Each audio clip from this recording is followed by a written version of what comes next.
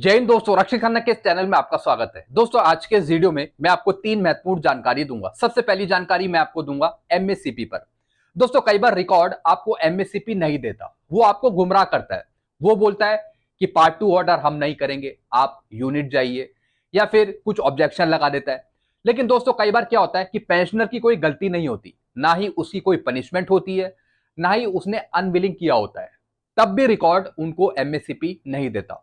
अभी ऐसे बहुत से केसेस हैं पेंशनर के जिनको एमएससीपी नहीं दी जा रही, और वो पेंशनर्स हमारे पास आते हैं कि सर हम क्या करें, हमारी थोड़ी हेल्प कर दीजिए, हमें एमएससीपी दिलवा दीजिए। ऐसे दोस्तों एक केस है जो मैं आपको अभी समझाऊंगा। एक लेटर के रूप में रिकॉर्ड ने एक लेटर लिखा है, ये मैं आपको आगे बताऊंगा। दूसरी जानकारी मैं आपको दूंगा 8th सीपीसी पर। जी हाँ दोस्तों, मेजर जनरल सतबीर सिंह जी ने, उनकी टीम ने एक लेटर लिखा है पीएम मोदी जी को 8वां वेतन आयोग का गठन करने के लिए, और भी कुछ पॉइंट समझाए हैं आपकी पेंशन को लेकर। इस लेटर को मैं आपको आगे समझाऊंगा। तीसरी जानकारी मैं आपको दूंगा ओआरओपी 3 पर। भारत सरकार के सामने यह गुहार लगाई गई है कि जल्द से जल्द ओआरओपी 3 मिले, और कब मिले, दिवाली के आसपास। और इसका एरियर कब आपको दिया जाए, यह भी मैं आपको आगे बताऊंगा। एक छोटी सी जानकारी आई है ओआरओपी 3 पर, यह मैं आपको आगे समझाऊंगा। तो दोस्तों ये तीनों जानकारियां आपके लिए बहुत महत्वपूर्ण है, इसलिए इस वीडियो को आप शुरू से लेकर आखिरी तक देखेगा और अपने ग्रुप में भी शेयर कर दीजिएगा। वीडियो में आगे बढ़ने से पहले एक छोटी सी अपील कर रहा हूं, अगर आप पहली बार मेरा चैनल देख रहे हैं या फिर ये वीडियो देख रहे हैं, तो आप मेरा चैनल सब्सक्राइब भी कर सकते हैं, जिसका नाम है रक्षित खन्ना, क्योंकि ऐसी जानकारियां अक्सर आपको मिलती रहती है इस चैनल के माध्यम से। चैनल को आप जरूर सब्सक्राइब करें, ताकि जो मेरे वीडियोस के नोटिफिकेशन है वो आपको टाइम पर मिलते रहे और आप कंटिन्यू वीडियो देखते रहे। चलते हैं दोस्तों पहली जानकारी की तरफ। दोस्तों ये लेटर है एमएससीपी पर। पेंशनर परेशान हो गया था, पेंशनर ने कार्रवाई करी सीपी ग्राम के थ्रू कि मुझे एमएससीपी दी जाए, मुझे एमएससीपी हवलदार की पेंशन दी जाए। लेकिन दोस्तों रिकॉर्ड यहां पे गुमराह कर रहा है। रिकॉर्ड कर रहा है कि सबसे पहले पार्ट 2 ऑर्डर लाइए। जब तक कि आप पार्ट 2 ऑर्डर लाएंगे नहीं, जब तक हम आपका केस सेटलमेंट करेंगे नहीं। दोस्तों ऐसे यहां पे रिकॉर्ड इनको गुमराह कर रहा है। इनकी दोस्तों क्वालिफाइंग सर्विस थी टोटल 16 साल 2 महीने और 17 दिन, यानी इनकी कोई पनिशमेंट नहीं है। यहां पे रिकॉर्ड खुद ही बता रहा है कि पेंशनर की इसमें कोई पनिशमेंट नहीं है, ना ही पेंशनर ने अनविलिंग दिया, और दोस्तों ना ही कोई पनिशमेंट है, कोई अनविलिंग नहीं दिया पेंशनर ने। लेकिन दोस्तों रिकॉर्ड यहां पे लेटर लिख के दे रहा है यूनिट को कि आप पार्ट 2 ऑर्डर करिए, सबसे पहले पार्ट 2 ऑर्डर भेजवाइए। सारा काम दोस्तों ये रिकॉर्ड ऑफिस का है, पार्ट 2 ऑर्डर जनरेट करने का। लेकिन पेंशनर को कई बार गुमराह किया जाता है, उसका पार्ट 2 ऑर्डर वो बनाते ही नहीं, जिसकी वजह से पेंशनर्स परेशान होते रहते हैं। कितने ऐसे पेंशनर हैं जिनको एमएससीपी मिलनी है, लेकिन उनका पार्ट 2 ऑर्डर जनरेट नहीं हो रहा, वो बेचारे परेशान हो रहे हैं। तो दोस्तों इन पेंशनर ने मेरे से कांटेक्ट किया, मैंने इन्हें समझा दिया कि किस तरीके से आपको पार्ट 2 ऑर्डर लेना होगा, उसके बेस पर आपकी कार्रवाई होगी, फिर आपको एमएससीपी मिलेगी हवलदार की। दोस्तों इनका रैंक था सिपाही। ये भर्ती हुए थे 15 दिसंबर 2004 को, 15 दिसंबर 2004 को ये भर्ती हुए, और डिस्चार्ज हो गए थे ये 28 फरवरी 2021 को। यानी दोस्तों इनकी क्वालिफाइंग सर्विस पूर्ण है, पूरी तरीके से एमएससीपी लेने के लिए इनकी क्वालिफाइंग सर्विस पूरी सही है। लगभग 16 साल 2 महीने और 17 दिन हो रहे हैं, और इनकी कोई अनविलिंग नहीं है, ना ही कोई पनिशमेंट है। इसी के बेस पर इनको एमएससीपी मिलेगी। और दोस्तों इन्होंने कोई कैडर अनविलिंग नहीं किया, कुछ भी नहीं किया, साफ सुथरा इनका केस है, इनको एमएससीपी दी जाएगी। बस पार्ट 2 ऑर्डर बनाने के लिए इनको रुलाया जा रहा है। इनका पार्ट 2 ऑर्डर हो ही नहीं रहा रिकॉर्ड की तरफ से, ये यूनिट को लिख रहा है रिकॉर्ड कि आप पार्ट 2 ऑर्डर जनरेट करें, हमारे पास भेजें। दोस्तों ये सब घुमाने वाली बात है। हालांकि मैंने इन्हें गाइड कर दिया कि किस तरीके से आपका पार्ट 2 ऑर्डर इशू होगा, और उसी के बेस पर आपको एमएससीपी मिलेगी। इसमें इनकी पेंशन भी रिवाइज होगी, रिटायरमेंट ग्रेजुटी का भी पैसा मिलेगा, कम्यूटेशन का भी पैसा मिलेगा, लीव इनकैशमेंट का भी पैसा मिलेगा, सब कुछ इनको मिलेगा। तो दोस्तों अगर आपके भी ऐसे कोई केस हैं जिसमें आप परेशान हो रहे हो, रिकॉर्ड आपका पार्ट 2 ऑर्डर जनरेट नहीं कर रहा हो, या फिर कोई दिक्कत हो, तो आप नीचे कमेंट करके बताइएगा, फिर मैं अपने बेस पर आपकी हेल्प कर पाऊंगा। इनका भी दोस्तों पार्ट 2 ऑर्डर होगा। अगर रिकॉर्ड अभी नहीं कर रहा तो आगे करना पड़ेगा, आगे करना पड़ेगा, और इनको एमएससीपी देनी पड़ेगी।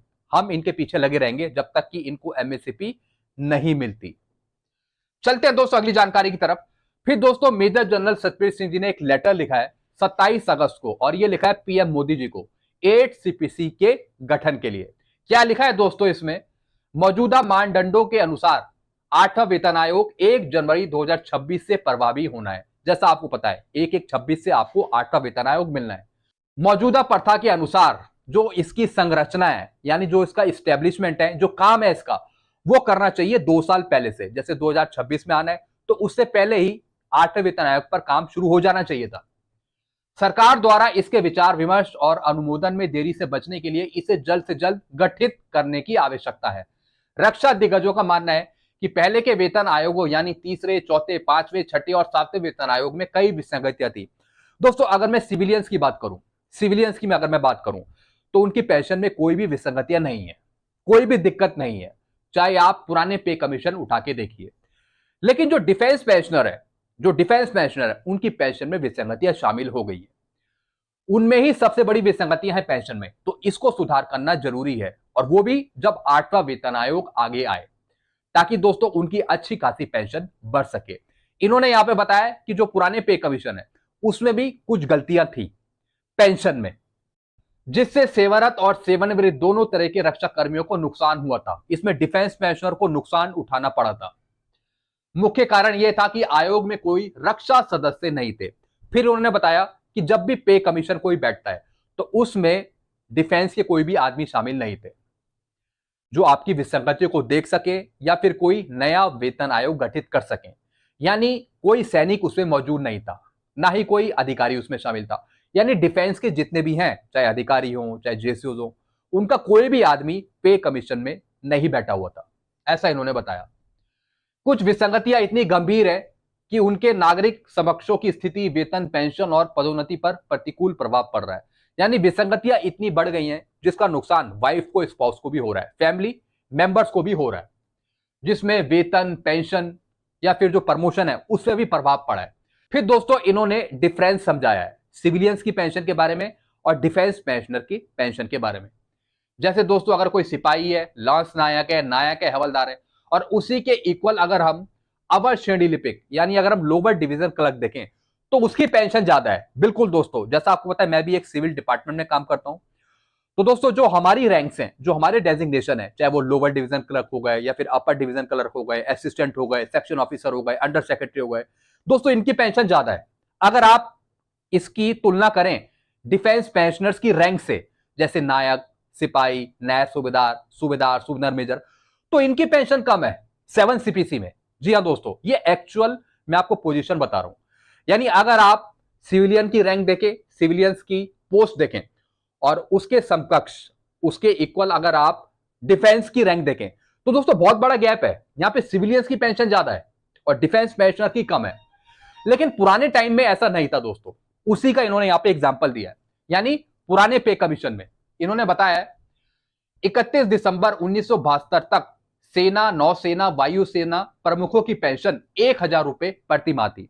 यानी जो चीफ थे, चीफ की बात कर रही है, उस टाइम 1000 रुपए थी। यानी अगर हम इसकी तुलना में सिविल में देखें, सिविल में कोई कर्मचारी की देखें तो दोस्तों ये आप बता रहे हैं 416 रुपए। यानी डिफेंस में अगर हम चीफों की बात करें तो बहुत पुरानी पेंशन थी 1000 रुपए, और उससे कम पेंशन लेते थे सिविल के पेंशनर।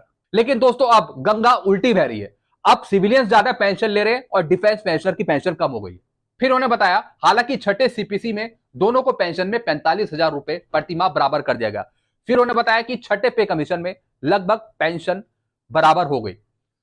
फिर उन्होंने बताया यह स्पष्ट रूप से सेना के पतन और पतन के समान है, जो प्रेरणा और मनोबल को नुकसान पहुंचा रहा है। इस तरीके से रैंकों में भेदभाव बढ़ रहा है, क्योंकि जहां सिविलियन ज्यादा पेंशन ले रहे हैं वहीं उनके इक्वल वो कम पेंशन ले रहे हैं, बल्कि उनकी क्वालिफाइंग सर्विस कम है। वो देश की रक्षा भी करते हैं, बॉर्डर पे खड़े रहते हैं, चाहे धूप हो, आंधी हो, बर्फ हो, उसमें काफी मेहनत करते हैं वो देश की रक्षा करने में।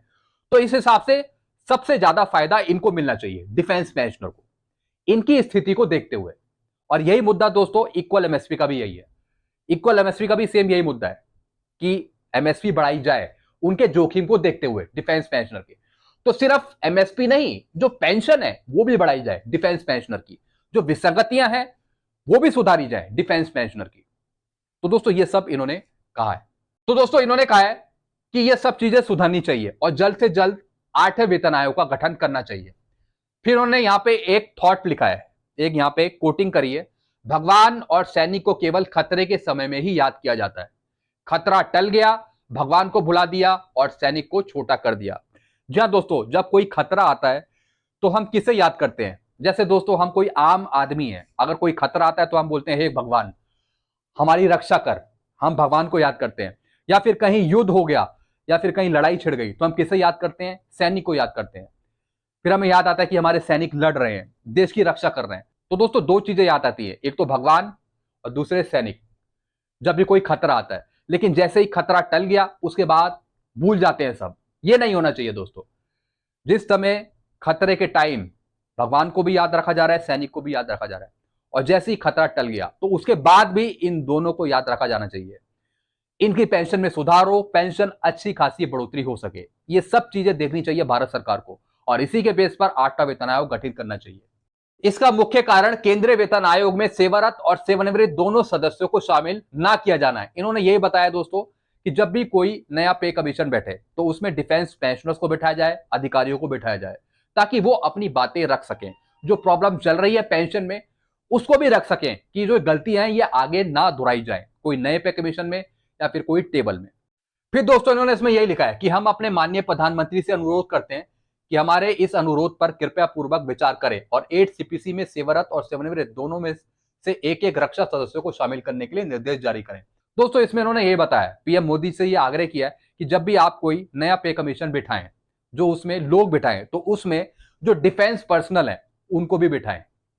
जो डिफेंस पेंशनर्स हो गए, डिफेंस पर्सनल हो गए, उनको भी बैठाया जाए वेतन आयोग में, ताकि वो कुछ अपनी बातें रख सके, वो समझा सके कि किस तरीके से डिफेंस पेंशनर को नुकसान हो रहा है। तो दोस्तों इन्होंने यही बताया कि 8वां वेतन आयोग जल्दी से जल्दी गठन हो, और जब भी 8 सीपीसी पर कोई चर्चा हो तो उसमें जो डिफेंस पर्सनल है, रक्षा के जो आदमी है, उनको भी बैठाया जाए जब भी भारत सरकार 8वें वेतन आयोग पे चर्चा करे। चलते हैं दोस्तों अगली जानकारी की तरफ। फिर दोस्तों मैं बात करूंगा OROP3 पर। लेफ्टिनेंट कर्नल RK भारद्वाज जी ने एक ट्वीट किया है और दोस्तों ये बताया है कि जो ESM के पेंशनर्स हैं वो रिक्वेस्ट कर रहे हैं, जो डिफेंस पेंशनर है ESM है, वो रिक्वेस्ट कर रहे हैं डॉक्टर जितेंद्र सिंह से, फिर श्री PK मिश्रा जी से जो PS हैं, PM advise defence secretary to direct Shri Manish Tripathi, यानी जो बड़े बड़े अधिकारी हैं उनसे, मंत्री हैं, उनसे आग्रह कर रहे हैं कि OROP3 जल्द से जल्द दे दी जाए, OROP3। और फिर दोस्तों इन्होंने लिखा है यहां पे, implementation of OROP3 will effect from 1 July 2024 and payment of revise pension सितंबर 24 ऑनवर्ड्स। यानी OROP3 आपको मिल जाए सितंबर 24 में, सितंबर में ही आपको OROP3 पेंशन टेबल मिल जाए, और जो एरियर का भुगतान है जुलाई से वो आपको मिल जाए दिवाली के आसपास। ये लिखा है दोस्तों उसमें, रिवाइज पेंशन सितंबर 24 onwards and arrear by Deepawali, यानी OROP3 टेबल्स आपको मिल जाए सितंबर में, और जो एरियर का भुगतान है वो दिवाली के आसपास आपको देखने को मिल जाए। ऐसा दोस्तों इन्होंने यहां पे बताया।